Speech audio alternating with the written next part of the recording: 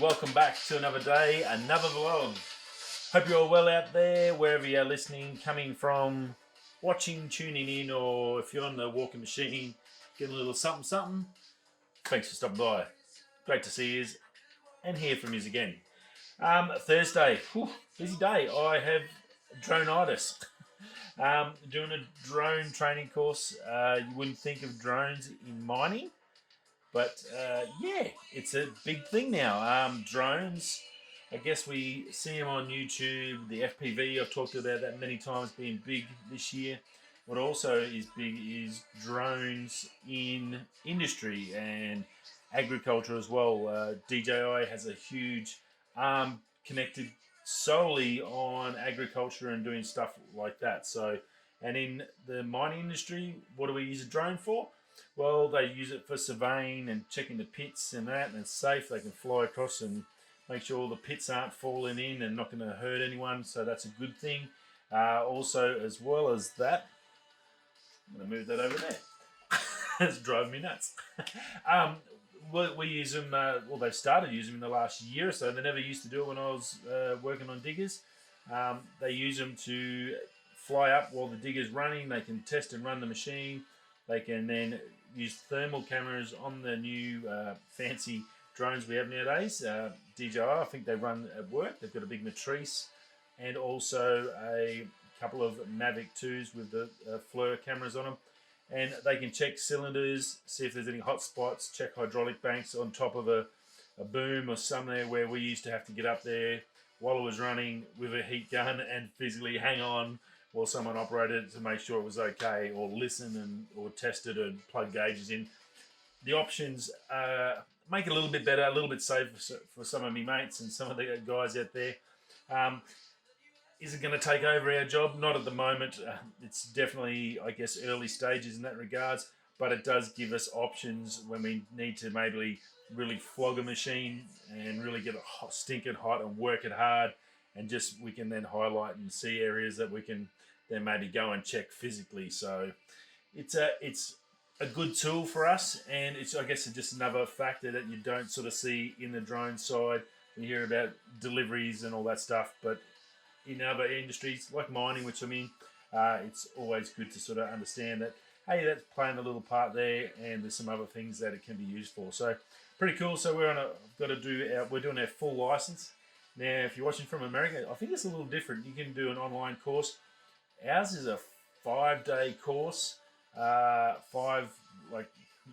10-hour days. The book's ridiculously thick. 2 seconds, I'll show you the book. Look at that sucker. We don't have to learn everything in there, but that's our resource. There's a lot of rules in Australia for drones. And one of the biggest things I did want to talk about is where you can and can't fly a drone in Australia. Can I say, having a drone and my little Mini and how much amazing it is for the channel. And once I get the Mini 2, which hopefully should be home when I get home for Christmas. Thank you, Santa. Hopefully I've been good. It's awesome to be able to use that footage and do stuff. Now, day one of the course, we go through legislation and all that, all like really, really boring, depressing stuff. And the most depressing part about that is where you can't fly. It is ridiculous.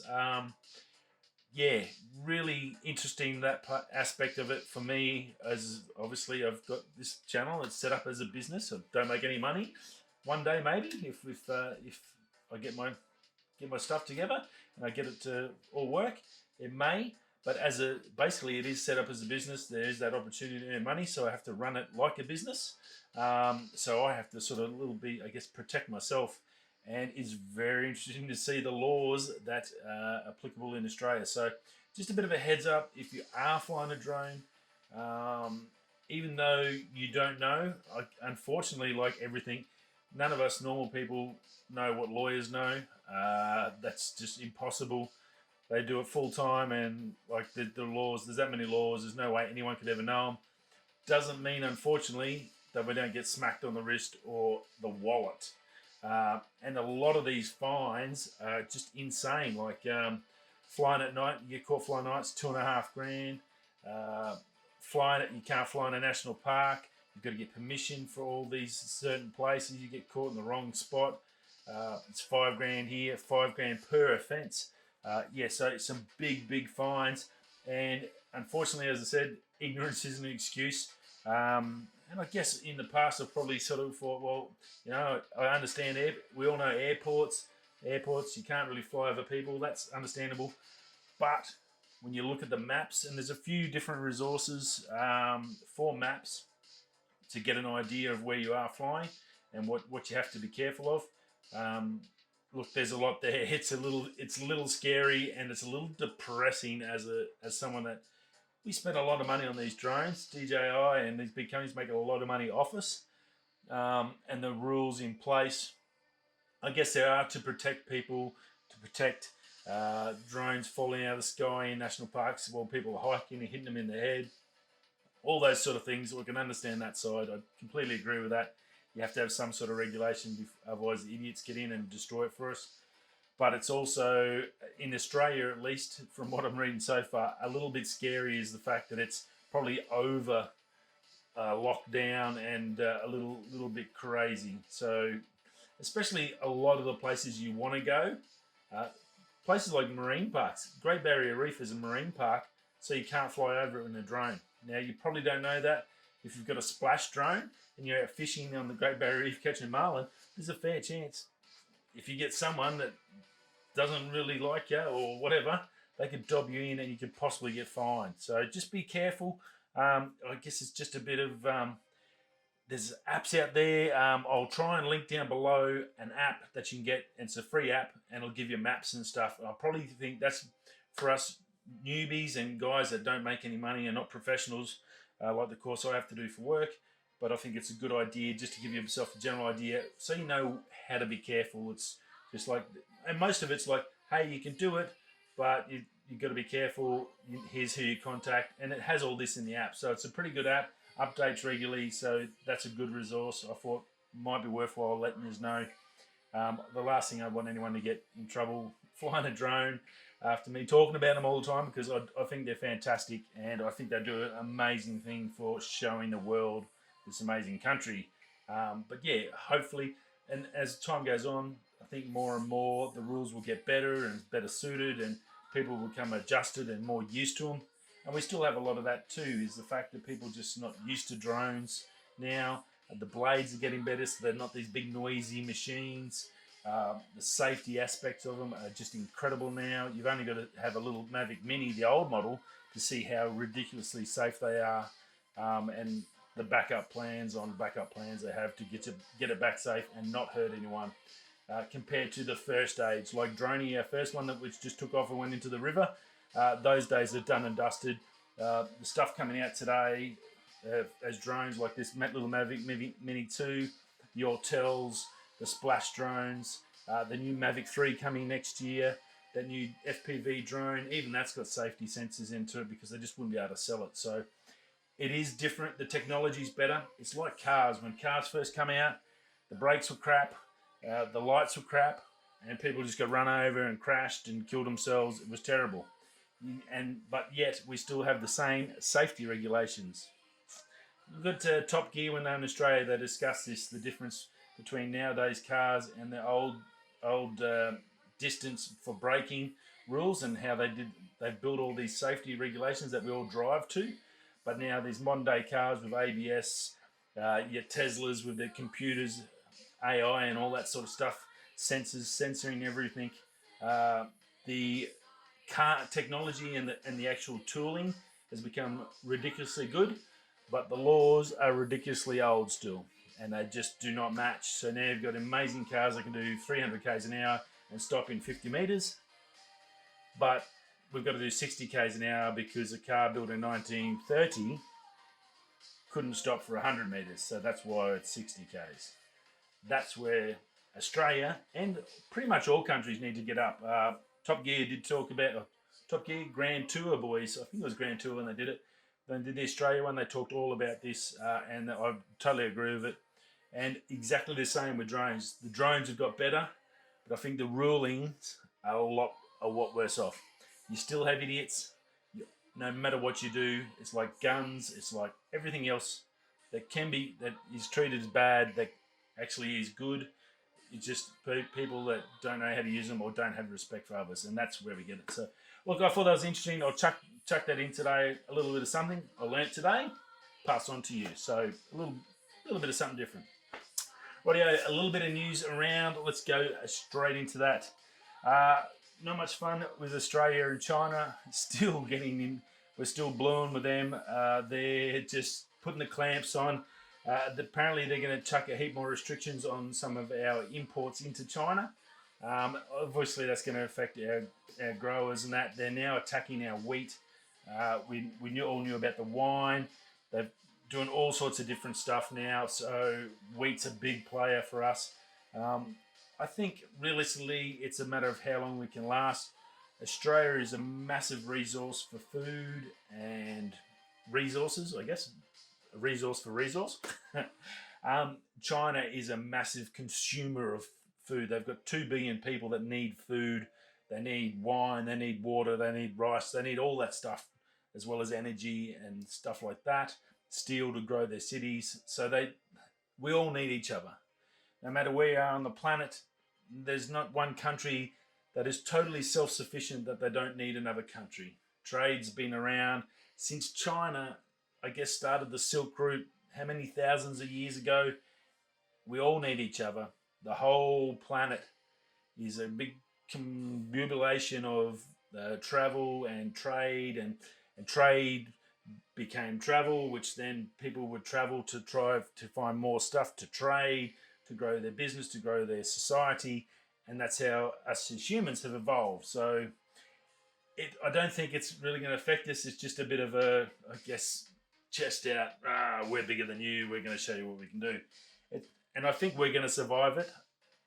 It's how long they're going to hold out before they actually need something we need, I guess. And I think that's most of the way. When you get a big bully, they just want to show they're tougher than you and get out in front of everyone and go, we're going to pick on the little guy. That's generally what bullies do.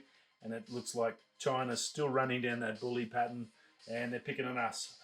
I can't see them going and attacking, say, a Russia or a USA and doing the same thing. I think then you get the comeback. One thing I will say for Trump, he didn't take their crap, and he fed it straight back to them and just smashed them with the same thing they gave back. He just fed it straight back and charged them just as much. So I think we should be okay. It's quite amusing actually to see him still having a crack at a little player like us. We're not a big player in the overall global scheme. 25 million people, we really don't. But we do have a lot of resources that people want. So that's, I guess, our strength. So be interesting to see how we go. Facebook. The Facebook's getting smashed by their own country. 48 states have filed legal, I guess, antitrust claims against the big company, the global monster. $918 billion worth of company. So yeah, this antitrust thing, the last year, 2 years in Facebook, they've just been legal battle after legal battle. They had to go to Capitol Hill, I think last year, or was it early this year? I think maybe last year, to sit down with Congress and explain about the antitrust. They went there with Google and Apple and the others. These guys are still getting smashed and smashed and smashed and smashed. So look, I think Facebook has definitely taken a bit of a dive. As much as I share the show through it, and realistically, it's only a way for me to catch up with family and friends and see what everyone's doing and catch up with people in other states that I don't get to see locally. It's a good resource in that. But other than that, it's definitely died off on the flavour of the month, I think, for everyone. For a while, it's sort of definitely taken a bit of a nose bullet. It's a bit of a shame. When it started out, I remember when it did start out, it was actually really fun and that. Either I've changed or it's changed, but I think it needs to get a little bit better with how it treats its people. And I obviously know it's a business, they've got to make money, and whether they find a new formula where it's a little bit more open and upfront and tell people what they do, at least tell people what they're doing, give them the opportunity to leave, or find a different way to make that cash subscription or a monthly fee, like a couple of bucks, like a Netflix, couple of bucks, and then no more ads and no more spying on what you're buying and selling or doing. That's probably a better option than smashing everyone. If they've got 2 billion people, and they charge $1 a month. Well, there's $2 billion a month if that's not enough for them. Or anyway, we'll see what happens. Very interesting, that one. Apple, some big stuff from Apple. A couple of things. They're looking at a new super matte black coming out. So you might have heard about Vanta Black. That's that sort of blackish paint that absorbs light. So you get a light from a source like this, and when it hits that black, you get a sort of a reflection that you normally get in a black. Say, boop. I'll just focus on that. So you get a black, but you can see the white reflection. With the Vanta Black, that will just absorb that light, and it'll just be like a real rich black, like deep space. Basically like a black hole. It absorbs light and doesn't let it reflect back. So that's a little bit sensitive, and for fingers and marks and stuff like that. Oh, now I can't see myself. That's a little bit tricky. Well, Apple's been they're working on a patent to get it to work. So the fingerprints and all the stuff, the disadvantage of Vanta Black, they can negate. Well, it looks like they're pretty close. They're using an anodized system, so they can basically put it over their laptop, so you can have a Vanta super matte black on your Apple MacBook, on your phone and all that, and just would look really cool. I think we'd all agree that black is black. Do you got any blacker? I think that was a sneaker ad for Reebok or Adidas or something for a while back. Got any blacker? I remember that when I was a young kid. That was pretty cool. So that looks pretty interesting, and maybe 2021 we get some Apple Blacks back in the MacBook range. They did used to have it. I actually do remember seeing it come out. Some color in the laptops. The stuff that doesn't need a phone cover would be good to have colors. Phones that realistically have to have a phone cover, when you're paying $2,000 for them, colors don't really mean much to me because you've got to put a cover on it. But something where you can color it and make it look cool, your iPads and stuff like that, well, yeah, that would be, I think, very cool. So interesting there. Apple's also going to be banning apps that use X-Mode Tracker. Now, X-Mode Tracker supplies data to the US Defense Forces, which is a little bit scary. You don't really, I'm sure it's in the super fine print somewhere in an app thing when you sign up or open the app. None of us would have ever read, because there's not a person on the planet that reads all this fine print on anything. It's just the biggest scam ever. But apparently this X-Tracker has been supplying data to US Defense Department for years. So as you can imagine, they know everything about us. We all know that. If you naive to think that the US government has been watching everyone, yeah. Everyone's watching everyone. They've been doing it for years, ever since the internet came out. So, look, interesting, good move, Apple. Much appreciated. If they're going to block that, that would be cool. I'm sure, unfortunately, they've got another way to track you without that. So that's pretty cool, but to see them at least putting their screws on them for doing the right thing. Now, last on Apple stuff, people not happy about the price of those Maxes. The AirPod Maxes, which aren't AirPods, but are actually headphones. Oh, there's a fly in my room. What's it doing in here? I caught that between my fingers. Very impressive. Yeah, going bananas. Internet's alive. Twitter, watch the Twitter feed. Just giving it to them about this price. And rightly so. Look, it's expensive. It's Apple. They can do what they want. Just don't buy them. That's the only way they'll realise that they're too expensive, is if we don't buy them. Apparently, though, look, it's selling out like hotcakes.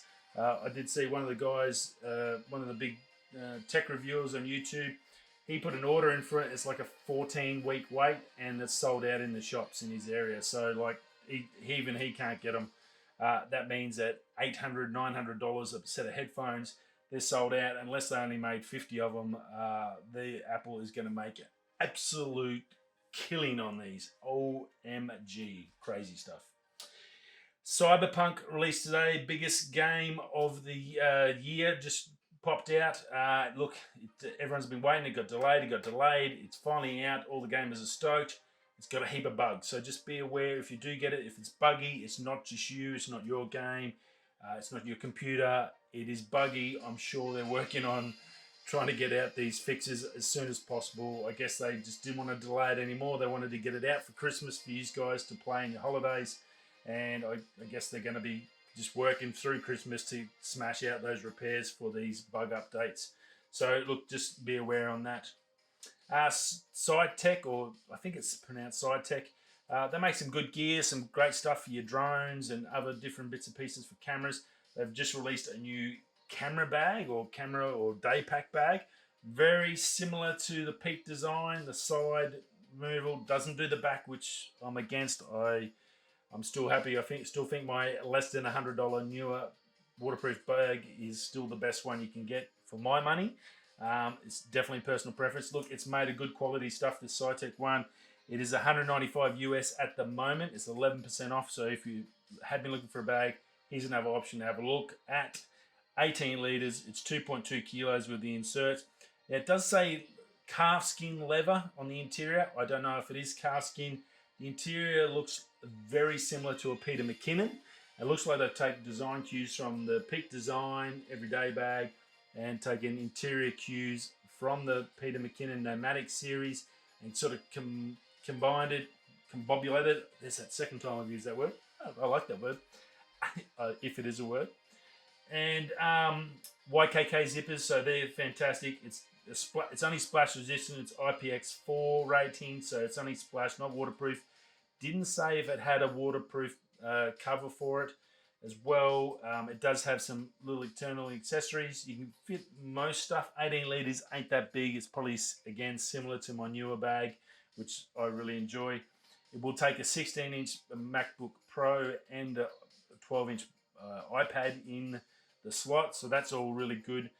Look, nice looking bag. Just another good option out there. Check $195. If you have been looking at them, they're running out pretty quick. So just look something else to chuck in your viewing to check in that if you're looking for a bag.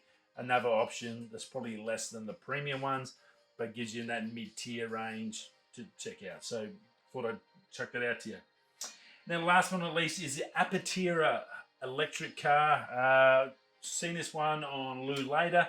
Very cool looking thing. It's I guess a trike type concept car, so very small car. Now look, it's big claim to fame. It's not your standard car. It's not a Tesla or anything like that. But this is possibly one of the first cars they're saying that has zero recharge. You don't have to recharge this thing. This thing basically has 1,000 miles range in it. So you get it charge up once, it'll have 1,000 miles range. You get a built-in solar panel pack which goes over your roof. Now what that allows you, they're saying roughly about a 45 mile regain just through the solar power per day. So you start off with 1,000, you absorb 45 miles in, depending on how much you travel each day. So if you're just doing a 20 mile drive to work each day and then back home, you're going to use less than what you've got from the sun. So you've got a spare 5, you'll stay at 1,000 miles. That's the way they're looking at it. You do have that 1,000 mile range, so it's already ridiculously, like probably one of the longest ranges for electric cars, but it's also got the fact that it's sucking that juice back in at the same time it's parked out in the car park in the sun. And look, theoretically, you may never have to refill it again. It could just stay charged and just be ready to go. So look, that's a fantastic idea. Now look, I had a quick look over on their website. They had 2 models. There's a 400 mile model, which would easily get you through a week, and there's a 1,000 mile model. Both of them are sold out, the pre-orders, which I thought was interesting. You can still do a custom version and pre-order, $100 US down, standard sort of car thing they seem to be doing now. You can add on all the extras. The solar panels on the roof are an extra. So if you want, you can just charge it and get 1,000 miles range and not have to worry about it recharging. But I figured if you're going to buy this thing, you're crazy if you're not going to go down that avenue. It'll do 3.5 seconds with the 150 kilowatt motor to 60. So 60 mile an hour, 100 Ks for us. That's pretty bloody quick for a little car. Very cool. Now, I priced it up with all the specs. There was other stuff like a 4-drive off-road pack, which looked a bit funky, camping pack, dog pack. There's a few other little packs that had no prices, but I just optioned it all up to the full just to give you an idea of the price. $50,000 US, and again, those pre-orders are already sold. You can still get a custom one. So if you're in the States and you're looking for something different, just to work car going back forward and you never want to pay for petrol again, go check out the Aptera. Might be a good little version. They're saying 2021 as a release. This is the first I've heard of it. I'm not sure how accurate that is, but $100 down, which is refundable. It's probably a no-brainer if you're looking for something to get on board early and be one of the first ones. It's a nice looking car. Great little one to get you to work. So that's it. Have a day. I've got to ice up the old drone controller arm. The Phantom 4 I think we were flying, and that controller is heavy. Definitely need like a neck strap, which unfortunately I left at home. For my camera, which I could have taken with me Peak Design tabs and used that, would have been perfect.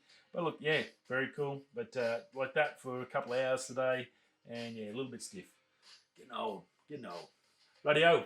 Thanks for stopping by. I'll see you tomorrow for Friday's show. I am a little bit behind on this week's video, so it's probably going to be the weekend. I'll give you a little warning. I've got photos pretty much there. I've got hopefully finished them tonight, and then I'm going to put the video together. So I'm at this moment probably going to say Saturday. So my apologies for that. Been a hectic time at the moment. Christmas, crazy. Okay, whether you're coming this way and that way, I'll catch you tomorrow, Friday. Peace.